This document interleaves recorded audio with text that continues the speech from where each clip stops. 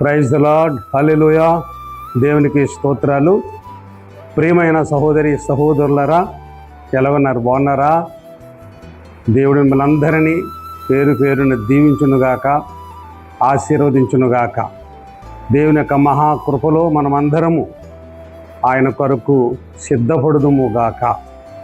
ఈనాటి వాగ్దానాన్ని బట్టి మరి ఒకసారి మీరందరినీ ప్రేమతో ఆహ్వానిస్తూ ఉన్నాం.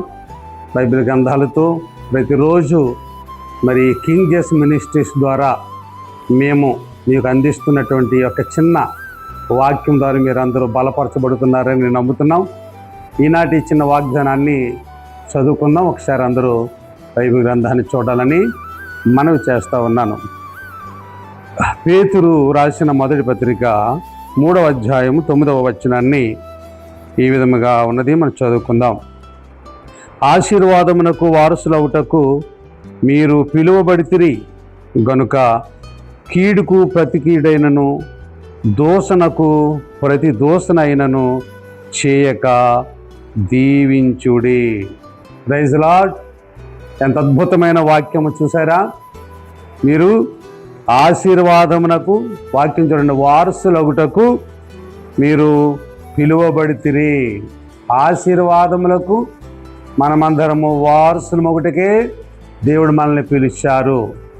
మరి కాబట్టి అటువంటి ఆశీర్వాదములు మనం పొందాలంటే, అటువంటి గొప్ప దీవెనలు మనం అందుకోవాలంటే మనం ఏం చేయాలంటే కీడుకు ప్రతి కీడు చెయ్యకూడదు.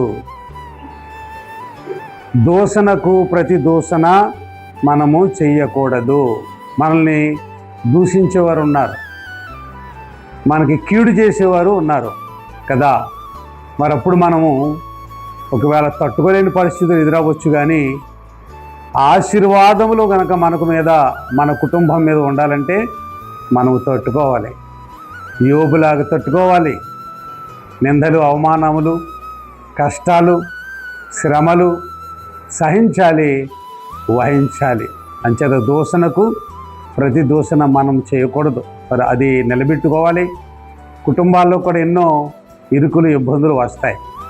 భార్య భర్తల మధ్యన కానీ, స్త్రీలరా ఇలాగా అన్నదమ్ముల మధ్యలో కానీ, ఇరుగు పొరుగు వారి మధ్యలో కానీ ఇలా ఎన్నో సమస్యలు, శోధనలు రావచ్చు. కానీ అలాంటి సందర్భాల్లో మరి దూషణకు ప్రతి దూషణ మనము చేయకూడదు. కీడుకు ప్రతి కీడు చేయకూడదు. ఎందుకు చేయకూడదు అని ఒకళ్ళు మీరు అడిగితే, మనము ఆశీర్వాదములకు వారసులం. హల్లెలూయా, స్తోత్రం.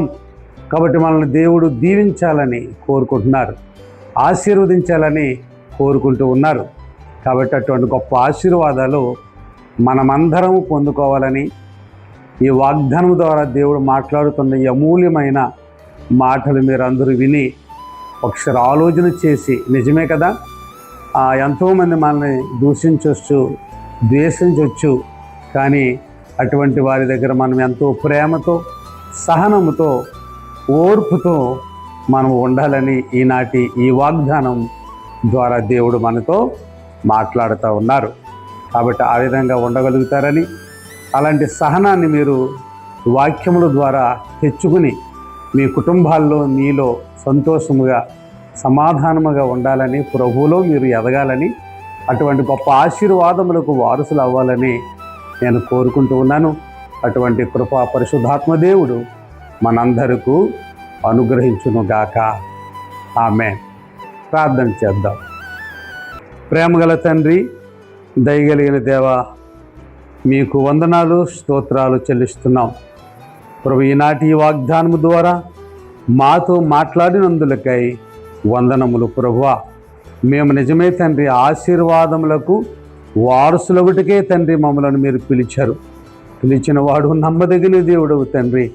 అటువంటి నమ్మకత్వంతో నా ప్రభు, నీ కృప మా మీద ఉండున్నట్లుగా ప్రతి ఒక్కరూ నడుచున్నట్లుగా సహాయం చేయమని మనవి చేస్తూ ఉన్నాను, ప్రార్థన చేస్తూ ఉన్నాను. ప్రభా, అనుదినము ఈ మాటలు, ఈ వాగ్దానములు వినుచున్న ప్రతి ఒక్కొక్క కుటుంబంను ప్రత్యేకమైన రీతిలో మీరు దీవించండి. వారి అవసరతలు తీర్చండి, వారి కొదువులను తీర్చండి, వారి బలహీనతలను తొలగించి ఆశీర్వదించి మహిమయు ఘనత ప్రభావములు మీరు పొందుకుంటారని యేసుక్రీస్తు పరిశుద్ధమైన నామమును బట్టి ప్రార్థించి వేడుకొనుచున్నాము తండ్రి. ఆమేన్.